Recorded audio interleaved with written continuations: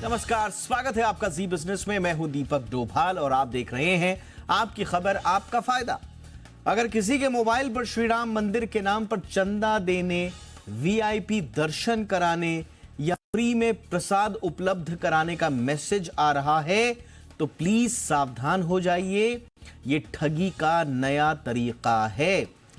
आपकी थोड़ी सी चूक से आपका बैंक खाता साफ हो सकता है, यानी कि जालसाज अब आपकी आस्था पर भी चोट कर रहे हैं, उसको भी नहीं छोड़ रहे हैं आपको ठगने के लिए। दरअसल 22 जनवरी को होने वाली प्राण प्रतिष्ठा से पहले ठग सुपर एक्टिव हैं। आज हम श्री राम मंदिर के नाम पर ठगी करने वाले साइबर जालसाजों के मॉडस ऑपरेंडी को उजागर करेंगे, खुलासा करेंगे कि वो कैसे आपको ठगने की कोशिश कर रहे हैं। बताएंगे कि ठग धार्मिक भावनाओं की आड़ में कैसे लोगों को चूना लगाने की कोशिश कर रहे हैं, और साथ ही इससे बचने के उपायों पर भी करेंगे बात। लेकिन पहले ये रिपोर्ट देखिए। बहुत ही खास मेहमानों का पैनल आज हमारे साथ है।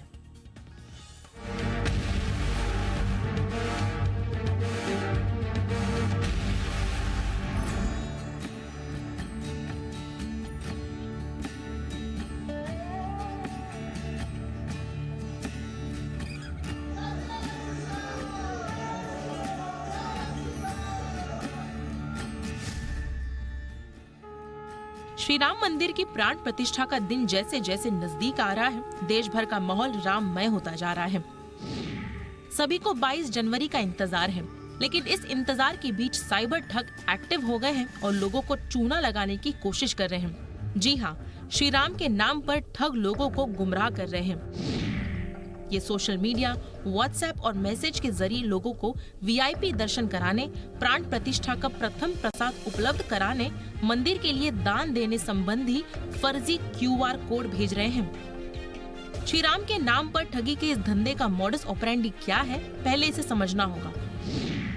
पहले बात करते हैं फर्जी क्यूआर कोड की। ठग मंदिर के नाम पर चंदा इकट्ठा करने के लिए लोगों को क्यूआर कोड भेज रहे हैं। क्यूआर कोड के साथ उन्हें विश्वास दिलाया जा रहा है कि ये चंदा सीधे श्री राम जन्मभूमि तीर्थ ट्रस्ट के खाते में जाएगा, जबकि सच्चाई ये है कि दान का ये पैसा सीधे ठगों के अकाउंट में जा रहा है। विश्व हिंदू परिषद ने साफ किया है कि श्री राम जन्मभूमि तीर्थ ट्रस्ट ने चंदा लेने के लिए ना तो ऐसी किसी कमेटी का गठन किया है, ना ही किसी को प्राण प्रतिष्ठा कार्यक्रम के लिए धन जुटाने की जिम्मेदारी दी है। वीएचपी ने इस तरह की ठगी से लोगों को आगाह किया है। फिलहाल तो व्हाट्सएप पर वीआईपी आमंत्रण का फर्जीवाड़ा भी खूब चल रहा है। इसके लिए जालसाज लोगों के मोबाइल पर मैसेज के साथ एक लिंक भेज रहे हैं। मैसेज में भगवान राम के वीआईपी दर्शन के लिए लिंक पर क्लिक करने को कहा जाता है। अगर किसी के पास इस तरह के मैसेज आ रहे हैं तो अलर्ट हो जाएं। जैसे ही आप ठगी के जाल में फंसकर लिंक पर क्लिक करेंगे, आपको बधाई का मैसेज आता है, लेकिन बधाई का ये मैसेज आप पर भारी पड़ता है। दरअसल लिंक पर जाते ही आपके मोबाइल का कंट्रोल ठग के हाथ में चला जाता है। जालसाज अपने शिकार के मोबाइल में मॉलवेयर इंस्टॉल कर देता है, यानी आपकी मोबाइल पर की जाने वाली सभी एक्टिविटी पर ठग की नजर होती है। आप जब तक कुछ समझ पाएंगे, जालसाज आपके बैंक खाते की रकम उड़ा चुका होगा। ठगी के नए पैंतरे के तहत कुछ जालसाज इंटरनेट पर श्री राम मंदिर की प्राण प्रतिष्ठा के प्रथम प्रसाद को फ्री में देने का दावा कर रहे हैं। खाद्य ऑर्गेनिक नाम से एक वेबसाइट का कुछ ऐसा ही दावा है कि वह पहले दिन की पूजा का प्रसाद भक्तों के घर तक पहुंचाएगी। वेबसाइट के मुताबिक प्रथम प्रसाद के लिए कोई पैसा नहीं देना होगा, लेकिन इसके लिए 51 रुपए का डिलीवरी चार्ज लगेगा, जिसे पहले जमा करना होगा। लेकिन जब वेबसाइट की तहकीकात की गई तो इसके फर्जी होने का पता चला। दरअसल ठग इसके लिए खाद्य ग्रामोद्योग आयोग यानी केवीआईसी के नाम का सहारा ले रहे हैं। ऐसे में केवीआईसी ने लोगों को आगाह किया है कि लोग इस तरह की वेबसाइट के झांसे में ना आए। तो ये है श्री राम मंदिर के नाम पर होने वाले ठगी के नए नए तरीके। ऐसे में सतर्क रहें, सावधान रहें, ताकि कोई देश भर के भक्तिमय माहौल में ठगी की सेंध न लगा सके। ब्यूरो रिपोर्ट, जी मीडिया। बहुत ही खास मेहमान इस वक्त हमारे साथ जुड़ चुके हैं। विनोद बंसल जी हमारे साथ हैं, प्रवक्ता हैं विश्व हिंदू परिषद के। विनोद जी, बहुत बहुत स्वागत और शुक्रिया वक्त निकालने के लिए। हमारे साथ हैं अमित दुबे, जाने माने साइबर सिक्योरिटी एक्सपर्ट हैं। अमित जी, बहुत बहुत स्वागत है। और हमारे साथ है एलन राव, जो पूर्व डीसीपी हैं दिल्ली पुलिस के। राव सर, आपका भी बहुत बहुत स्वागत। बंसल जी, मैं चर्चा की शुरुआत आपसे करना चाहूंगा और आपके मैं कुछ ट्वीट्स भी देख रहा हूं। आप कई दिनों से लोगों को सतर्क कर रहे हैं कि इस तरह की ठगी से, जालसाजी से सतर्क रहें। हमारे पास तो सर बहुत सारी नाना प्रकार की ठगियां रिपोर्ट हुई हैं। आप तक किस किस प्रकार की ठगी आ रही हैं और क्या आप आगाह करना चाहेंगे भक्तों को, हमारे दर्शकों को? सर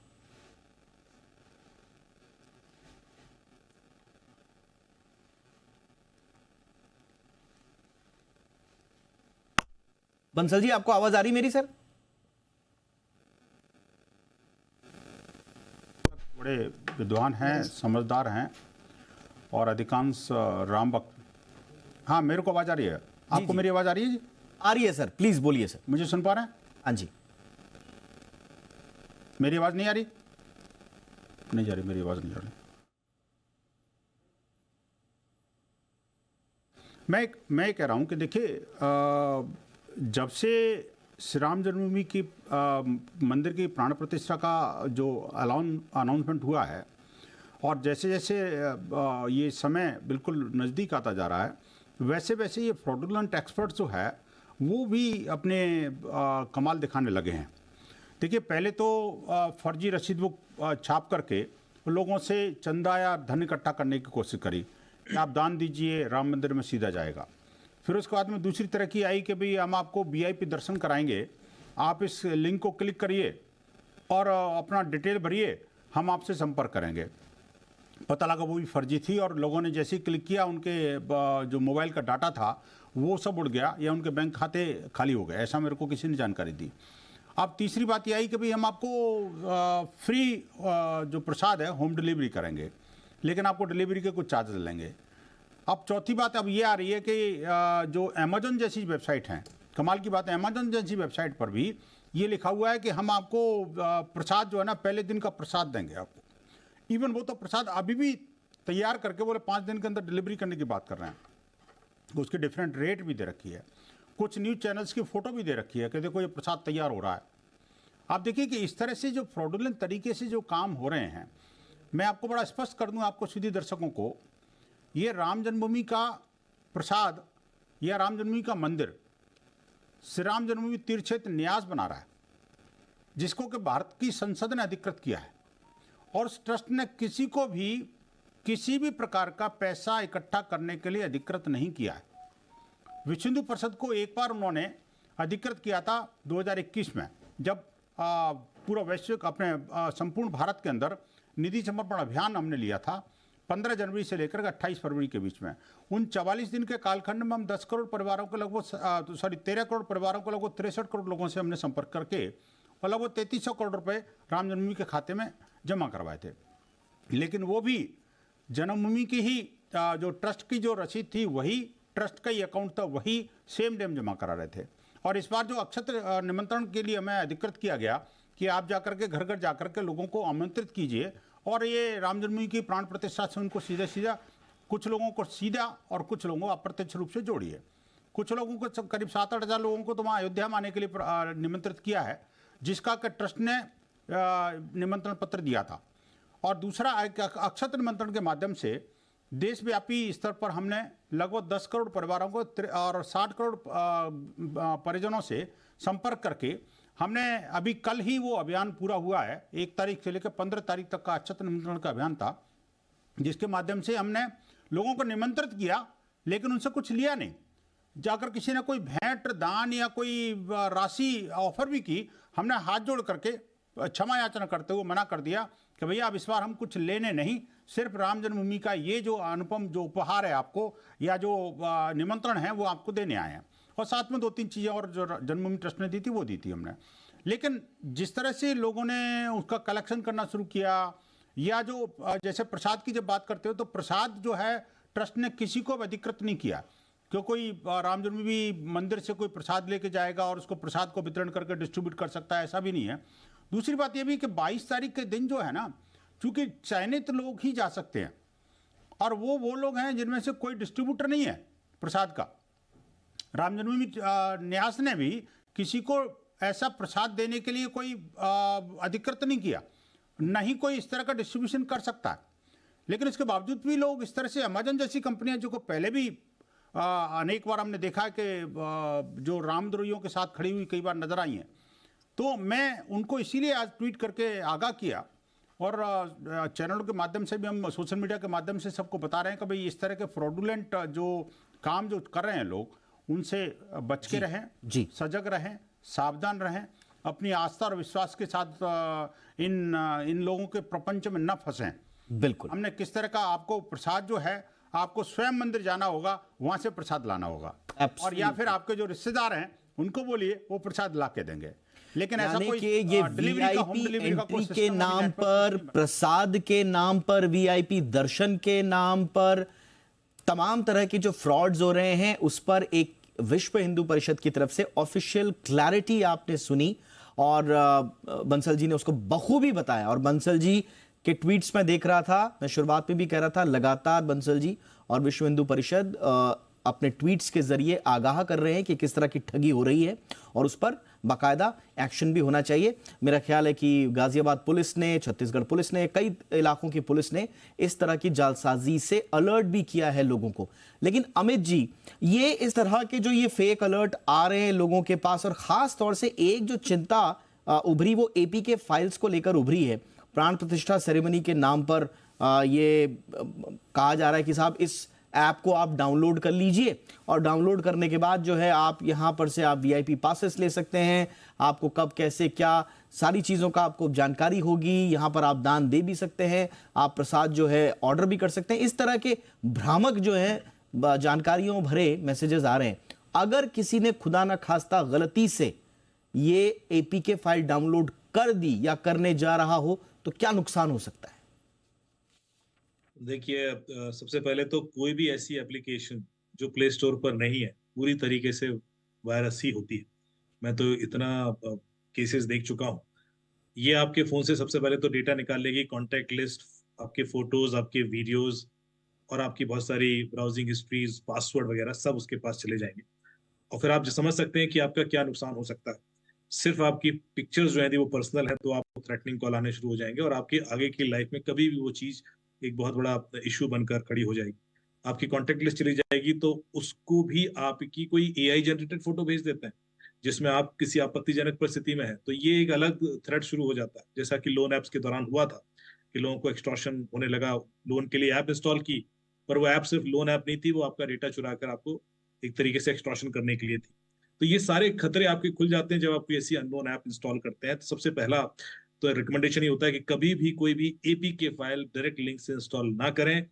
अब ये तो ब्लाइंडली बिल्कुल कभी भी भरोसा करने वाली बात हो ही नहीं सकती, इसलिए मैं इसके प्रति बहुत सचेत करना चाहता हूँ। और जो आपने कहा कि धार्मिक संवेदनाओं को लेकर लोगों को लूटना, ये पहले भी चलता रहा है। आप देखते रहे, हम लोगों ने चर्चा भी की इस पर कि चाहे वो माता वैष्णो देवी के नाम की वेबसाइट बन गई हो फर्जी, चाहे तिरुपति जी बालाजी का प्रसाद आपको लेने को वेबसाइट बन गई थी, ये सब बनते रहे।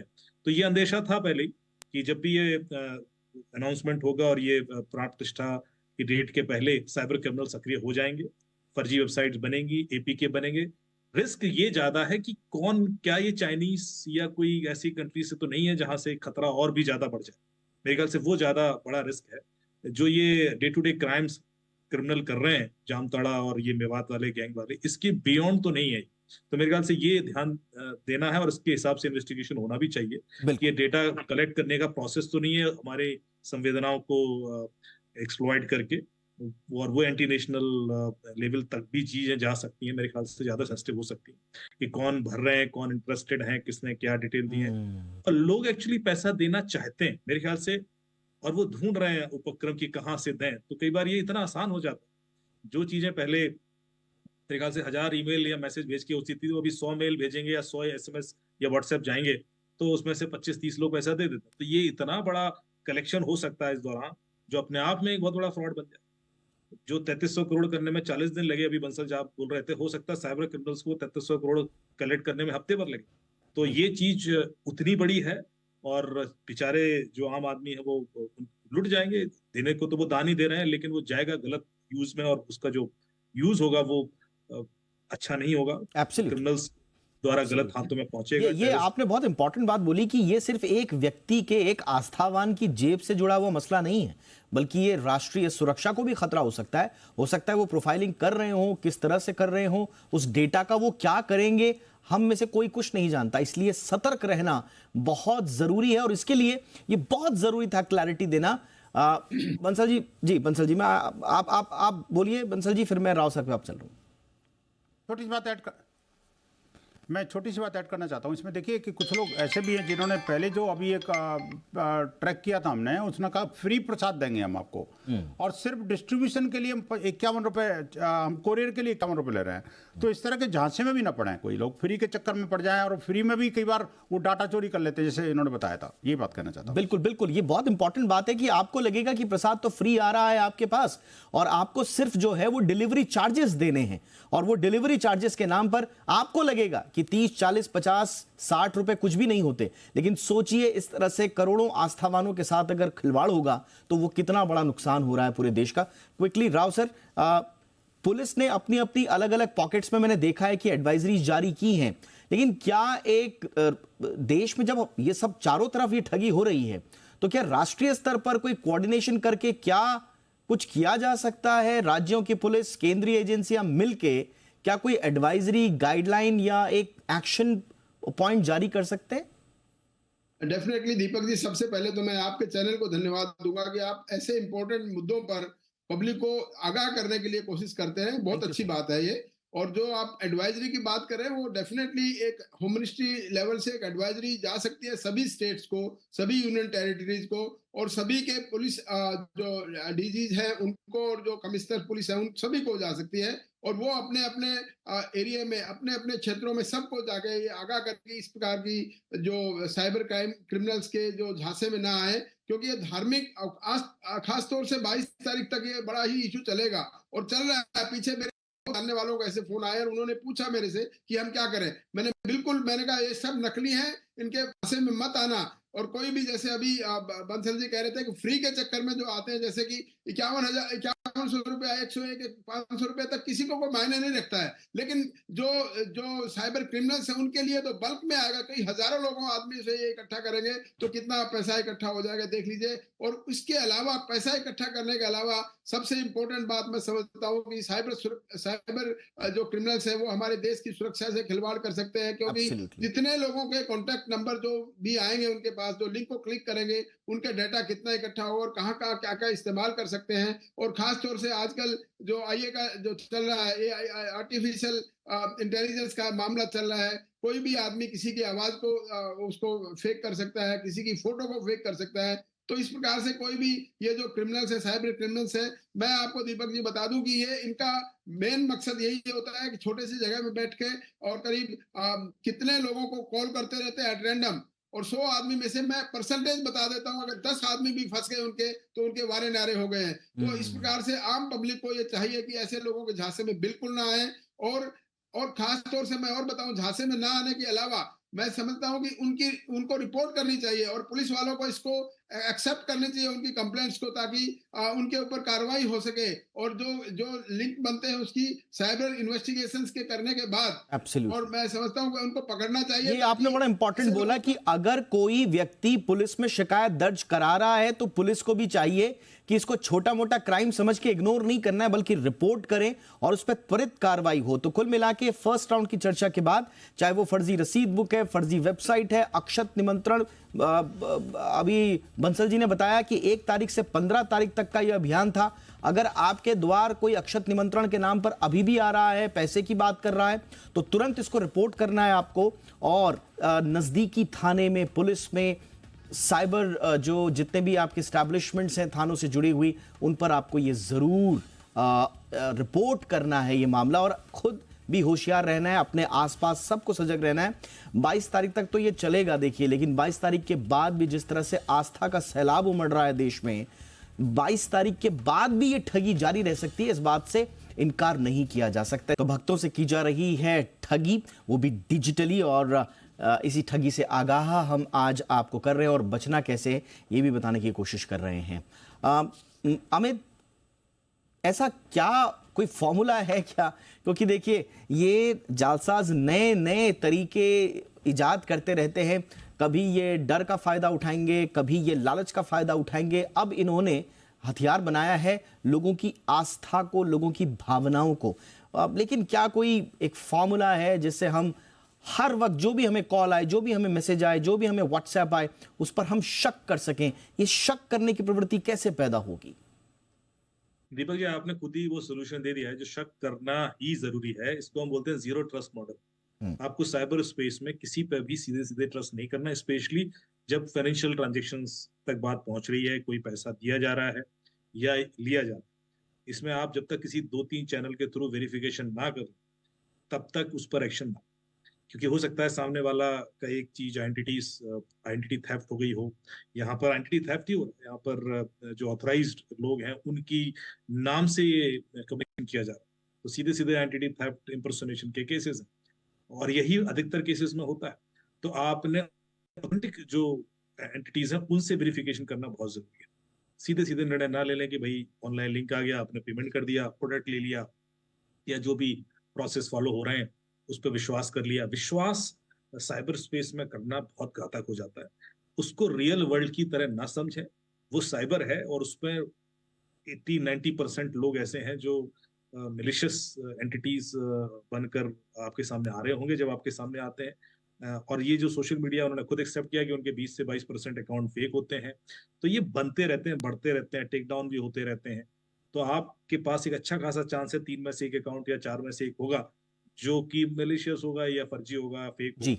तो ये अलग अलग तरीके से आएंगे। अभी आपकी भावनाएं चूंकि राम मंदिर को लेकर हैं तो उसको एक्सप्लॉइट किया जा रहा है। अभी थोड़े दिन बाद 26 जनवरी का जब दिन आएगा तो उसको भी एक्सप्लॉइट किया जाएगा। बिल्कुल। उसके बाद कोई और त्योहार आएगा, होली आएगी, तो उसको लेकर कुछ, यानी कि कोई भी बड़ा मौका हो ये इनके लिए एक हथियार बनकर आता है। लेकिन जितना बड़ा मौका है, जितना आपको लगे कि आप हर किसी की, आपने बिल्कुल सही कहा था, हर किसी की भावना होगी कि वो कुछ ना कुछ दान करे, वो अपनी तरफ से कंट्रीब्यूट करे, लेकिन इसके लिए मैकेनिज्म जो है वो बहुत क्लियर है और वो ये है कि अभी कोई मैकेनिज्म नहीं है। सिंपल सी बात ये है, ये बात आपको ध्यान रखना है। चाहे वो प्रसाद हो, उसके लिए भी कोई मैकेनिज्म नहीं है।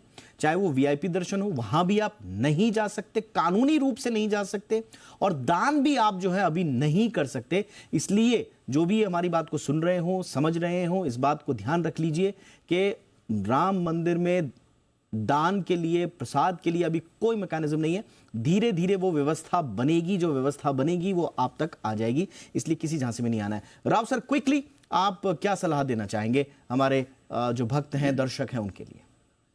देखिए, ये भावनाओं से खेलने का जो खेल है उनका, साइबर क्रिमिनल्स का, उसको बचने के लिए सबसे इंपॉर्टेंट है कि हर चैनल, हर लिंक का पे शक करें। जैसे आपने कहा कि शक करना चाहिए, और शक करने की आदत डाल दें।